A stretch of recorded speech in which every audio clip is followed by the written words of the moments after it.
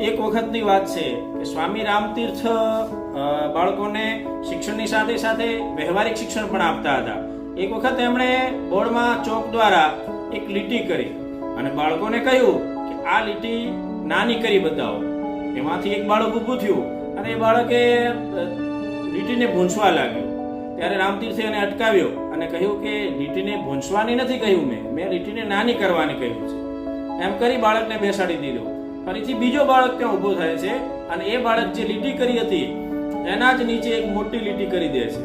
આ રીતે લીટી કરવાથી જે પહેલી લીટી દોરી હતી એ આપોઆપ નાની થઈ જાય છે. એટલે મિત્રો, આના પરથી સ્વામીજીએ સૌ બાળકોને શીખવ્યું કે આપણે કોઈ કરતા મહાન બનવું હોય કે કોઈ કરતા આગળ વધવું હોય તો બીજાની લીટી ટૂંકી કરીને કે બીજાની કાપણી કરીને કે બીજાની ઈર્ષા કરીને ક્યારેય વધી શકાતું નથી.